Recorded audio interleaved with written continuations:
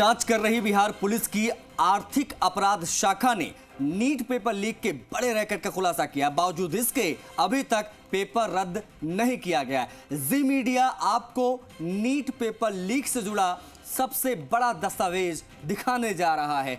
जी media के पास में मौजूद डॉक्यूमेंट में पेपर लीक के गुनहगार की क्रोनोलॉजी, मोड्स ऑपरेंडी, हर एक चीज का जिक्र है जो अब आप इस रिपोर्ट में देखेंगे।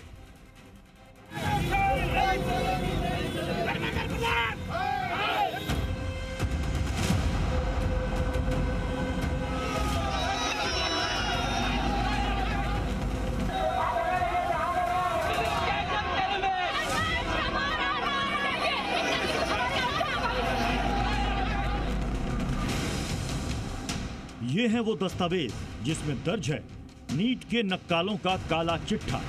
नीट के इस दस्तावेज के पहले पन्ने पर नीट पेपर धांधली में एक संगठित गिरोह होने की बात कही गई है।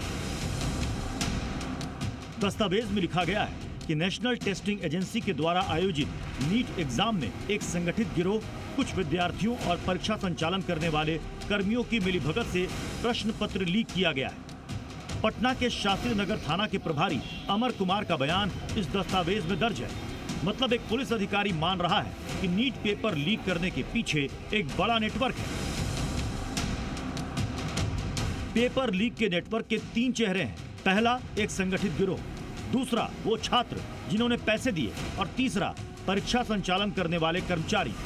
ये दस्तावेज बिहार की आर्थिक अपराध शाखा यानी EOU की केस डायरी है।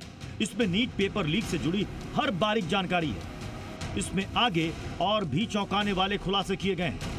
केस डायरी के दूसरे पन्ने पर लाखों छात्रों के कुछ गुनहगारों के नाम लिखे हैं। नीट परीक्षा में सेटिंग का काम कराने वाले सेटर संजीव सिंह, रॉकी, नीतीश और अमित आनंद के माध्यम से सेटिंग कराया है। हमारे कुछ विद्यार्थियों को वो लोग नीट परीक्षा का क्वेश्चन का उत्तर पढ़वाने के लिए ले गए हैं। संजीव सिंह, रॉकी, नीतीश और अमित आनंद ये उन 4 नामों में से एक है जिन्होंने पैसों के लिए लाखों छात्रों के भविष्य से खिलवाड़ किया। इन छात्रों ने पेपर लीक के पैसे दिए थे। उन्हें एक रात पहले ही सारे सवालों के जवाब रटवाए गए थे। इसका जिक्र केस डायरी के इन पन्नों में भी है। EOU के केस डायरी में एक छात्र के हवाले से लिखा है, लर्न बॉयज हॉस्टल और लर्न प्ले स्कूल में मुझे 4 मई और 4 मई की रात को ले जाकर प्रश्न पत्र उत्तर सहित दिया गया था और याद करने के लिए कहा गया था। आज के परीक्षा में सभी प्रश्न 100% मिले। जिस छात्र ने पेपर लीक का फायदा उठाया उसने कबूल किया है कि एग्जाम से एक रात पहले प्रश्न पत्र उत्तर सहित दिया गया था और एग्जाम में भी वही पेपर आया। ये जो मोबाइल के व्हाट्सएप पर 5/5/2024 को नीट 2024 का प्रश्न पत्र और उत्तर सहित आया। देखिए इस पे ये लिखा हुआ है। अब समझ लीजिए कि इतनी बड़े ये सबूत है, इतना बड़ा सबूत है ये, और इस सबूत को देख करके भी अनदेखा किया जा रहा है।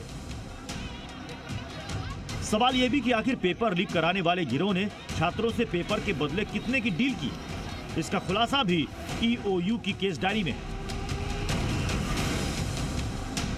परीक्षा पास कराने के लिए 40 लाख रुपए में बात हुई। इसके लिए ये IDBI बैंक के 2 ब्लैंक चेक सिकंदर प्रसाद यादवेंद्र को दिए गए। मतलब एक छात्र से पेपर लीक के बदले 40 लाख रुपए लिए गए थे। जांच के दौरान EOU को पता चला है कि पेपर लीक का फायदा उठाने वालों में बिहार के साथ साथ गुजरात और महाराष्ट्र के छात्र भी शामिल रहे हैं। अब 14 लाख में से कितने मुसलमान होंगे जिन्होंने एग्जाम दिया होगा? 5%, 10%, बाकी सब तो हिंदू हैं। क्या हिंदुओं के साथ अन्याय नहीं है? क्या हिंदुओं के बच्चों के साथ अन्याय नहीं है? पेपर लीक के खिलाफ देश भर में छात्रों का आक्रोश खत्म नहीं हो रहा है। आज भी देश के अलग अलग हिस्सों में छात्रों ने पेपर लीक के खिलाफ प्रदर्शन किया। जो एनटीए कुछ समय पहले तक ये मानने को तैयार नहीं था कि पेपर लीक हुआ है, अब पेपर लीक के गुनहगार भी सामने आ चुके हैं। अब यह साबित हो चुका है कि नीट की परीक्षा जो पिछले महीने हुई वो पाक साफ नहीं थी। ऐसे में छात्रों का सरकार से यही सवाल है कि कब रद्द होगी नीट परीक्षा। पटना से प्रशांत झा के साथ ब्यूरो रिपोर्ट, जी मीडिया।